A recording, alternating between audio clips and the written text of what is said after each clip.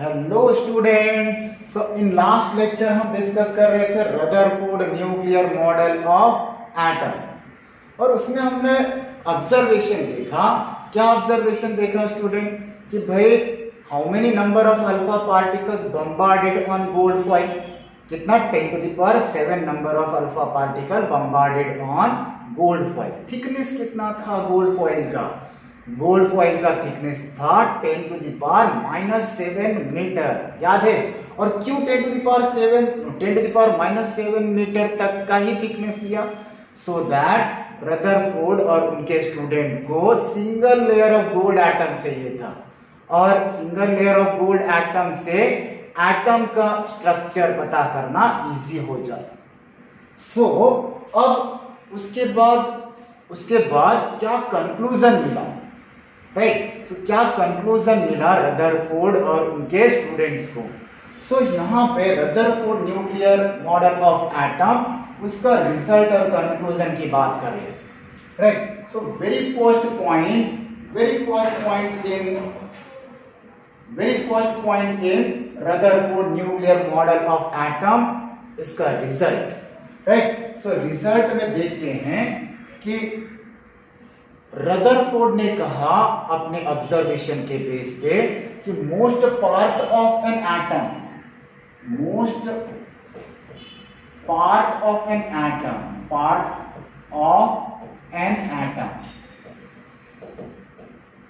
Is empty, या बोल सकते हैं hollow, right? So most part of an atom is empty.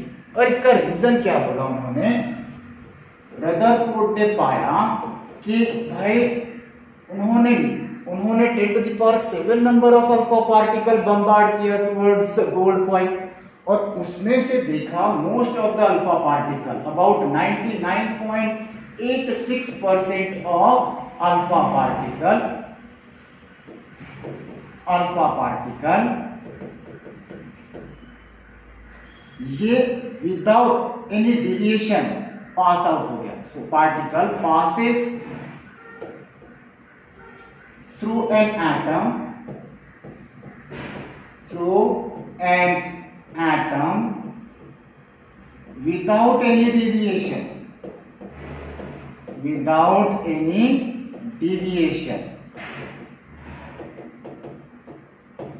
right?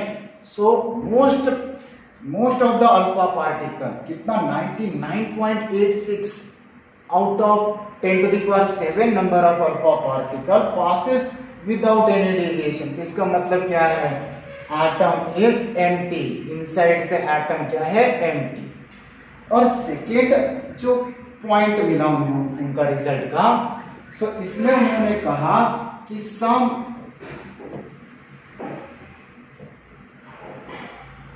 there is some positive charge, right? So some positive charge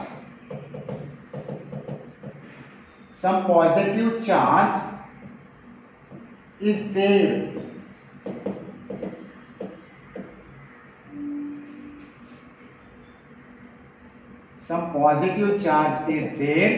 inside an atom in very small space,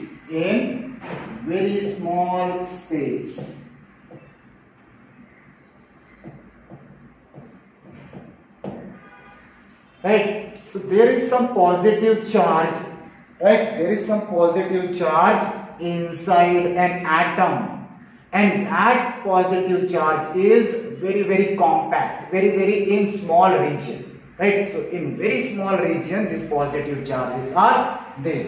तो ये second point निकला, ठीक।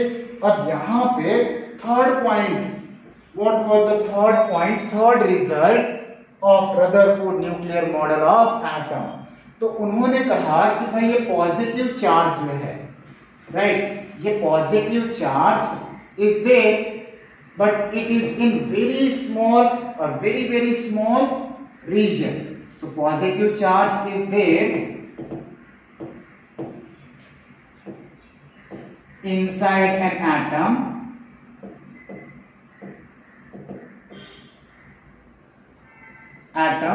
in very very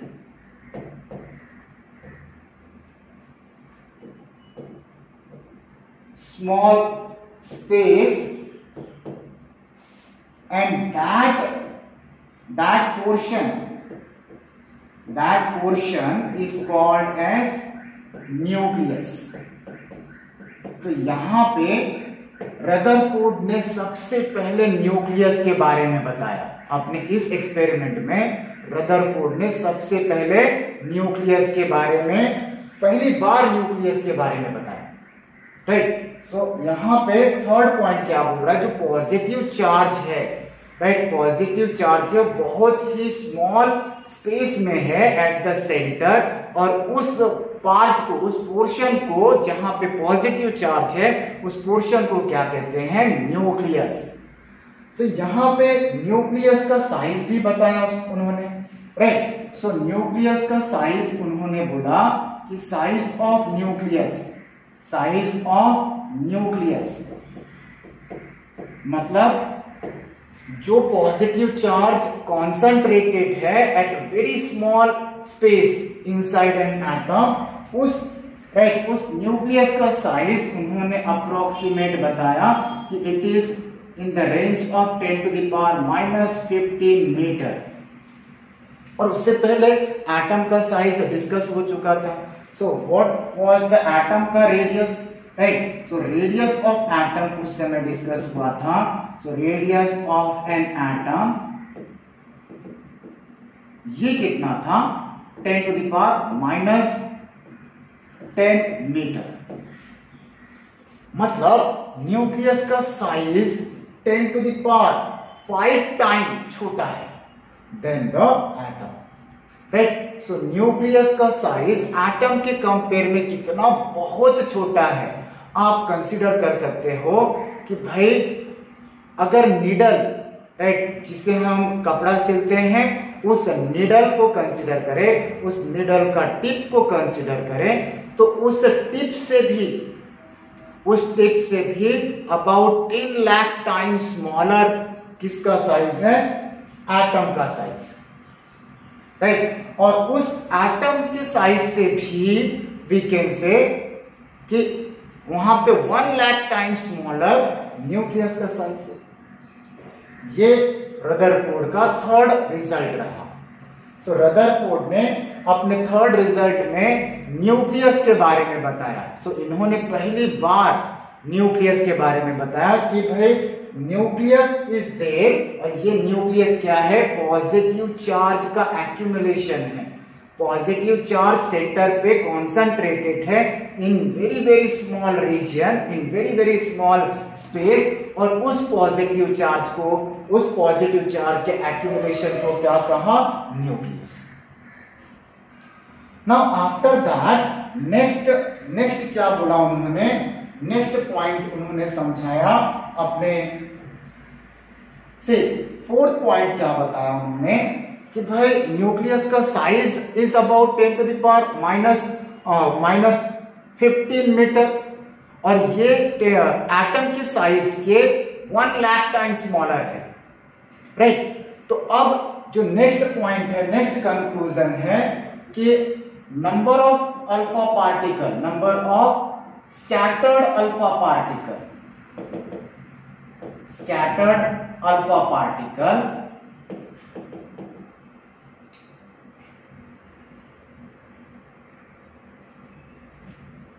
number of scattered alpha particle at particular angle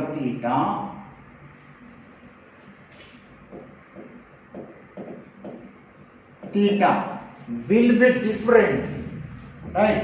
So is different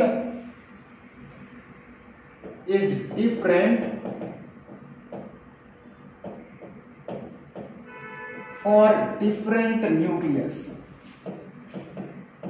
क्यों भाई, ऐसा क्यों कि number of scattered alpha particle at particular angle is different for different nucleus. अब ये क्या बता, सो स्टूडेंट यहां पे फॉर्मूला है कि कि number of scattered alpha particle, number of scattered alpha particle को मैं डिनोट कर लेता हूं कैपिटल एन से, right. Number of scattered alpha particle denoted by capital N, और ये होता है equal to K, right. So K Z square divided by sine to the power 4 theta by 2। तो यहां पे number of scattered alpha particle is equal to K Z square into E, right. So K Z square divided by sine to the power 4 theta by 2। So माफ कीजिएगा, this N equal to K Z square divided by sine to the power 4 theta by 2। यहां पे see number of alpha particle atomic number पे dependent है। तो अगर number of alpha particle atomic number पे dependent है, तो यहां पे मैं क्या बोल सकता हूं, अगर नंबर ऑफ प्रोटॉन्स जो कि एट द सेंटर है, नंबर ऑफ प्रोटॉन्स ज्यादा होंगे तो नंबर ऑफ अल्फा पार्टिकल्स भी ज्यादा होंगे, right. So number of alpha particle is reciprocal to this theta, sine to the power 4 theta by 2। तो यहां पे कम एंगल से ज्यादा number of alpha particle deflected at small angle, और very few number of alpha particle is deflected at large angle. 180 degree से एक alpha particle deflect हो रहा है out of 10 to the power 6 number of alpha particle, right. तो यहां पे this number of alpha particle is dependent on Z. अगर Z ज्यादा होगा, नंबर ऑफ प्रोटॉन्स ज्यादा होगा, राइट, तो उसका number of scattered alpha particle भी अफेक्ट करेगा। अगर Z कम होगा, नंबर ऑफ प्रोटॉन कम होगा, मतलब positive charge at the centre कम होगा, so number of alpha particle scattered will be less. Understood. तो यहाँ पे जो फोर्थ रिजल्ट मिला उन्हें, जो उन्होंने देखा कि number of scattered alpha particle will be different for different nucleus, right. Nucleus जिसका पॉजिटिव चार्ज एटॉमिक नंबर पे डिपेंड करता है, नंबर ऑफ प्रोटॉन पे डिपेंड करता है। So this was the fourth result. और फिफ्थ रिजल्ट उन्हें क्या मिला कि electrons, very very important, electrons, ये इलेक्ट्रॉन्स, राइट, इलेक्ट्रॉन्स है नेगेटिव चार्ज, तो इलेक्ट्रॉन्स के ऊपर क्या चार्ज होता है, negative charge. So electrons are attracted by the nucleus, by the positive charge nucleus, positive charge nucleus, right. So positive charge nucleus nucleus electron को attract कर रहा है। सो अगर पॉजिटिव चार्ज न्यूक्लियस इलेक्ट्रॉन को, जो कि नेगेटिव चार्ज है, उससे अपनी तरफ अट्रैक्ट कर रहा है, right, but this electron don't move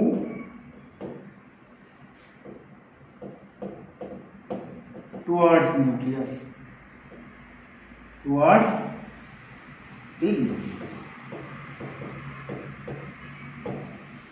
इसका क्या मतलब है कि भाई अब अगर कोई फोर्स अप्लाई कर रहा है तो एक्सेलरेशन होगा ही, राइट।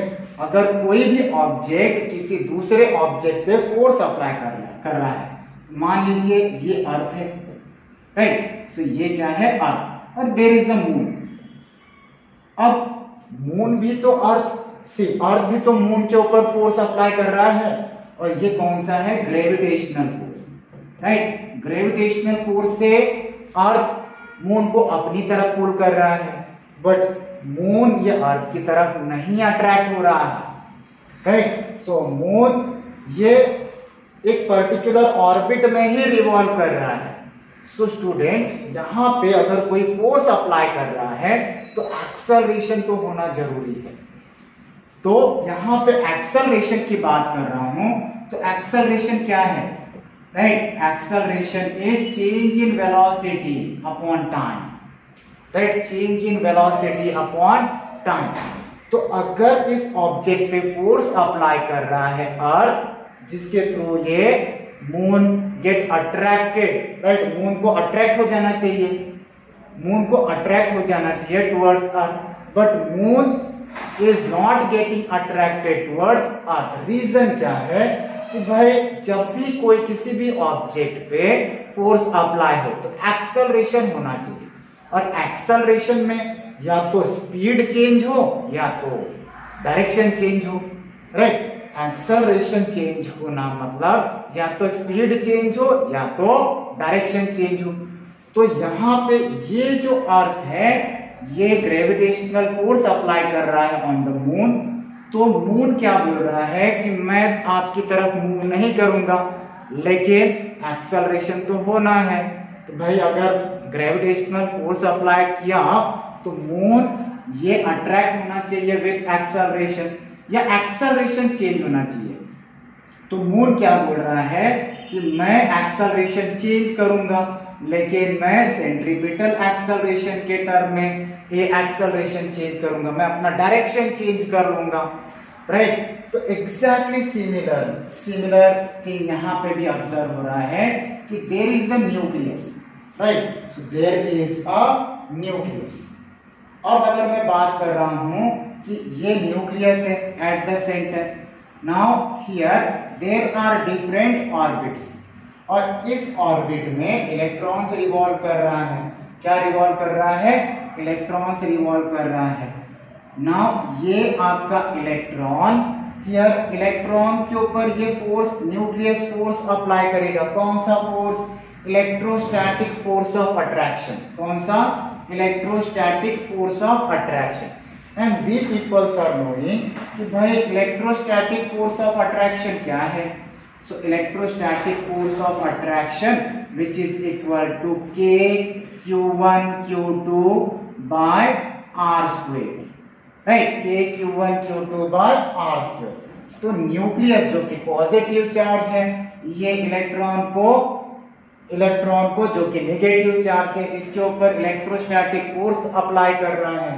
तो फिर भी electron is not moving towards nucleus. क्यों? क्योंकि इलेक्ट्रॉन इस टाइम पे अपना डायरेक्शन चेंज करके एक्सेलरेशन, राइट, एक्सेलरेशन चेंज कर रहा है।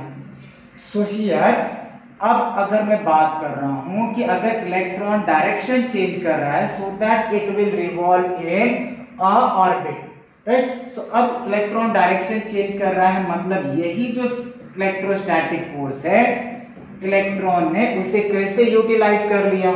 उसे सेंट्रीपिटल फोर्स में कन्वर्ट कर दिया, राइट। कौन से फोर्स में कन्वर्ट कर दिया? सेंट्रीपिटल फोर्स में।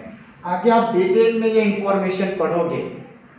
यहां पे रदरफोर्ड ने क्या बताया कि भाई न्यूक्लियस पॉजिटिव चार्ज है, न्यूक्लियस अगर पॉजिटिव चार्ज है तो इलेक्ट्रॉन क्या? नेगेटिव चार्ज है। इलेक्ट्रॉन नेगेटिव चार्ज है तो फोर्स अप्लाई कर रहा है न्यूक्लियस इलेक्ट्रॉन के ऊपर, और उसके वजह से एक्सेलरेशन चेंज होना है।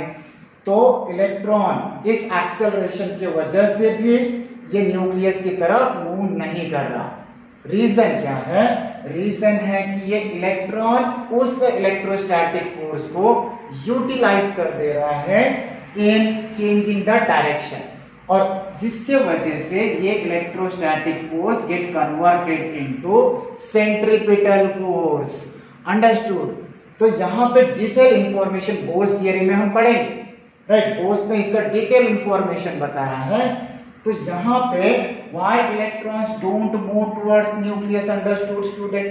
अब इसका मतलब क्या हुआ कि इलेक्ट्रॉन, राइट, यहाँ पे electron, right, electron which are moving with centripetal force which is equal to electrostatic force in a orbit.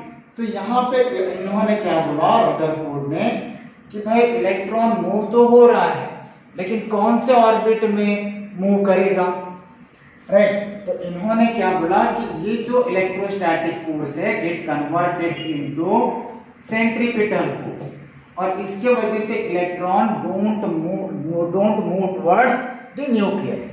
अब एक बात और रह गई कि ये जो इलेक्ट्रॉन है जब किसी भी ऑर्बिट में मूव कर रहा है तो इन्होंने अपने रिजल्ट में कहा कि electron moves in any particular orbit. So electron moves in any particular orbit, any particular orbit.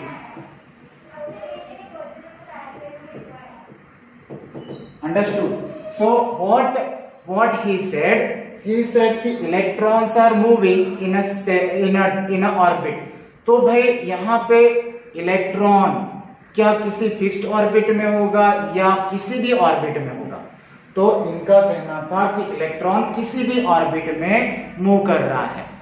तो यहाँ पे इन्होंने मिस्टेक कर दिया, यहाँ पे ड्रॉबैक्स आ गया, राइट, जो कि बोर्स ने इस ड्रॉबैक्स को करेक्ट किया और उन्होंने बोला कि इलेक्ट्रॉन मूव करेगा in a particular orbit but with fixed energy. Understood? So electron will not move in any particular orbit. Electron will move in a fixed orbit only. So यहाँ पे bourse का right, यहाँ पे bourse ने इस part को explain किया in proper way और यहाँ पे रदरफोर्ड का बोल सकते हैं ड्रॉबैक्स देखने को मिला। ठीक, so after understanding this five results of Rutherford nuclear atomic model, let's discuss the estimation of nuclear size. Estimation of nuclear size. Nucleus का जो साइज है उसे कैसे एस्टिमेट करते हैं, चलिए डिस्कस करते हैं कि estimation of nuclear size. So here next is estimation of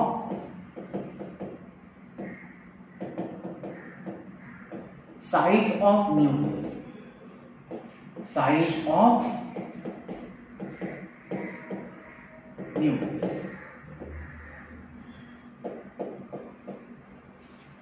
So in estimation of size of nucleus, here what I am considering, student, there is a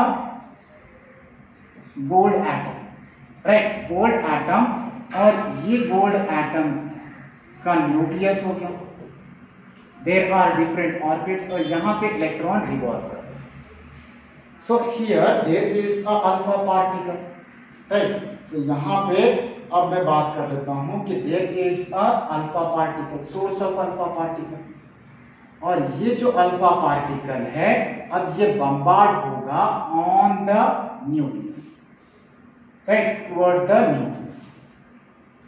तो यहां पे अगर मैं साइज ऑफ न्यूक्लियस की बात कर रहा हूं, ठीक, so size of nucleus is very very small.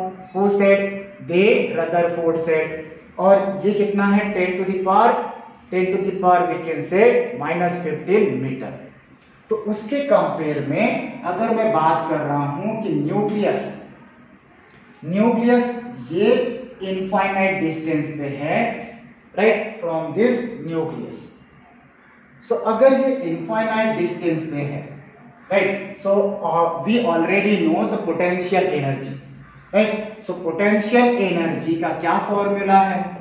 Electrostatic potential energy, right. So electrostatic potential energy is K Q by R square, right. So K Q1 Q2 by R square. So this is electrical potential energy, right? अब अगर मैं बात कर रहा हूं कि potential energy, माफ कीजिएगा, so K Q1 Q2 by R, this is the electrical potential energy.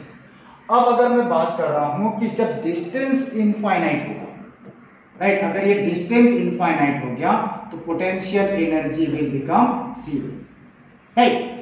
So similarly यहां पे न्यूक्लियस से जो अल्फा पार्टिकल है, सोर्स ऑफ अल्फा पार्टिकल है, सोर्स ऑफ अल्फा पार्टिकल, ये जो सोर्स ऑफ अल्फा पार्टिकल है ये कितने डिस्टेंस पे है? इनफाइनाइट डिस्टेंस पे। क्यों आप पूछोगे क्यों सर कि ये तो लैब में परफॉर्म हो रहा है, तो you are saying this alpha particle is at very very high distance, infinite distance. So answer is भाई अगर न्यूक्लियस के साइज को, न्यूक्लियस का size itself is very very small, तो उसके लिए तो 1 सेंटीमीटर का डिस्टेंस भी इनफाइनाइट हो गया। अगर मैं कंपेयर करूं एक एप्पल, राइट, एक एप्पल और एक अर्थ, ठीक। सो एक एप्पल और एक अर्थ, सो अर्थ के सामने, राइट, अर्थ के सामने Apple is infinite, is small, right. तो यहाँ पे अर्थ बहुत बड़े साइज में है, उसको उसका कंपेयर ही नहीं कर सकते, ठीक। अब अगर मैं बोलूं कि भाई एक चींटी, राइट, एक चींटी यहां से 10 मीटर का डिस्टेंस, या एक चींटी और इस वॉल को कंपेयर करो, सो चींटी के सामने वॉल तो बहुत बड़ा हो गया। सो सिमिलरली अब न्यूक्लियस का size is very very small, तो यहाँ पे बहुत 1 सेंटीमीटर का डिस्टेंस भी इसके लिए इनफाइनाइट हो जाएगा, right. So at here alpha particle is at infinite, तो यहाँ पे ये अल्फा पार्टिकल बम्बार्ड किया गया with very high kinetic energy, right. So अगर यह वेरी हाई काइनेटिक एनर्जी से बम्बार्ड किया गया, तो यहाँ पे काइनेटिक एनर्जी और potential energy, this is equal to total energy, right. So क्यों बहुत हाई? क्योंकि अगर स्लो काइनेटिक और लेस स्मॉल काइनेटिक एनर्जी से अल्फा पार्टिकल को बम्बार्ड करेंगे towards nucleus, so what will happen? Kinetic energy slow है तो पहले ही वो फोर्स ऑफ रिपल्शन एक्सपीरियंस करेगा, right. Force of repulsion experience करेगा, थोड़ा दूर जाके रुक जाएगा। सो अब अगर हाई काइनेटिक एनर्जी से बम्बार्ड कर रहे हैं अल्फा पार्टिकल को, तो ये मैक्सिमम डिस्टेंस तक अप्रोच कर पाएगा। तो यहाँ पे एक टॉपिक है डिस्टेंस ऑफ क्लोजेस्ट अप्रोच। तो मान लीजिए कि ये अल्फा पार्टिकल का जो काइनेटिक एनर्जी है, kinetic energy, maximum kinetic energy, right, ये natural maximum kinetic energy, artificial आप उससे ज्यादा कर सकते हो। तो natural maximum kinetic energy is 7.7 mega electron volt होता है। सो अगर इस काइनेटिक एनर्जी से हम बम्बार्ड करें न्यूक्लियस को, सो क्या होगा? तो ये मैक्सिमम डिस्टेंस कवर करके बहुत क्लोज अप्रोच किया न्यूक्लियस के। तो ये जो डिस्टेंस है, right, so distance from the centre of nucleus, distance from the center of nucleus from here to here, this distance is known as distance of closest approach, right। so यहाँ पे बोल सकते हैं कि r naught is a distance of closest approach, और यही distance of closest approach क्या estimate कर रहा है कि साइज ऑफ न्यूक्लियस इससे छोटा ही होगा, राइट। सो ये अप्रोक्सीमेट साइज ऑफ न्यूक्लियस बताता है कि डिस्टेंस ऑफ क्लोजेस्ट अप्रोच, जो ये अल्फा पार्टिकल है मैक्सिमम काइनेटिक एनर्जी से बम्बार्ड किया, तो ये यहां तक, right, this is the maximum distance covered, और ये बहुत ही क्लोज टू द न्यूक्लियस पहुंचा। उसके बाद अगेन फोर्स ऑफ रिपल्शन से अल्फा पार्टिकल दूर भगा दिया जा रहा है, राइट। तो यहां पे से by using law of conservation, of energy, law of conservation of energy, let's find the distance of closest approach. तो क्या है law of conservation of energy? Total energy is conserve. So kinetic energy plus potential energy, right, initially at infinity, right, which is equal to kinetic energy plus potential energy at r0। So अब kinetic energy plus potential energy at infinity distance, तो potential energy कितना हो गया? 0, और kinetic energy, right, so यहाँ पे क्या बात कर रहे हैं, potential energy become zero. So this kinetic energy which is equal to 7.7 mega electron volt, इस काइनेटिक एनर्जी से बम्बार्ड किया अल्फा पार्टिकल को।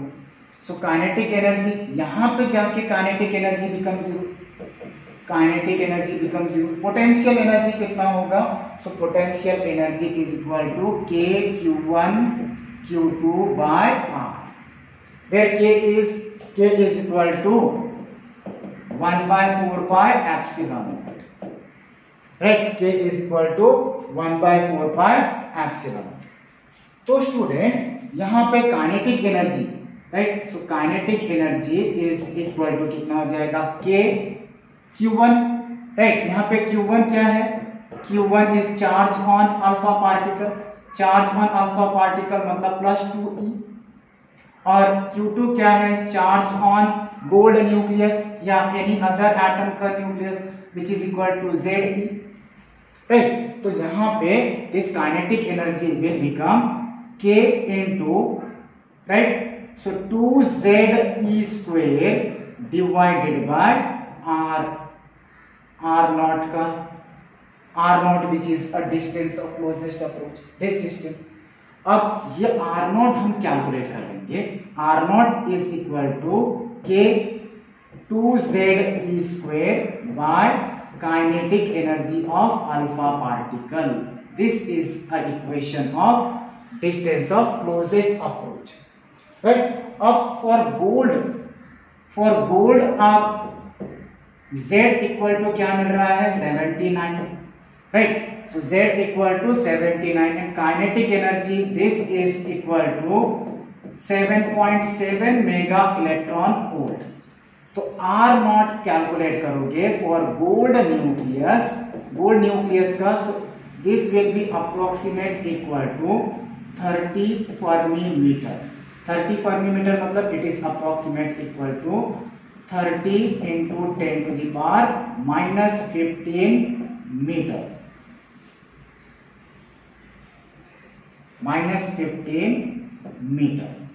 सो R naught is equal to 10 to the power 30 into 10 to the power -15 metre, right. So ये क्या है, distance of closest approach, या हो सकते हैं estimate the approximate size of the gold nucleus, right. आप वैल्यू सब्स्टिट्यूट करके कैलकुलेट करिए, सो आपको मिलेगा R not equal to 30 into 10 to the power -15 metre, right. और देखा गया कि एक्चुअल जो वैल्यू है, actual value of gold nucleus, right, so actual value of gold nucleus, actual value ये कितना है, about 3 fermi metre, 3 fermi metre, right. So you can calculate and check students. So this is about distance of closest approach। और यहाँ पे Rutherford ने अपने nuclear model of atom के through बताया कि how to calculate the size of nucleus. और यहाँ पे रदरफोर्ड ने सबसे पहली बार न्यूक्लियस का जिक्र किया, right? So student, here I am ending. In next lecture I will discuss about another parameter, another technical term, the impact parameter. Later on we will discuss Bohr's atomic model, right? Thank you student.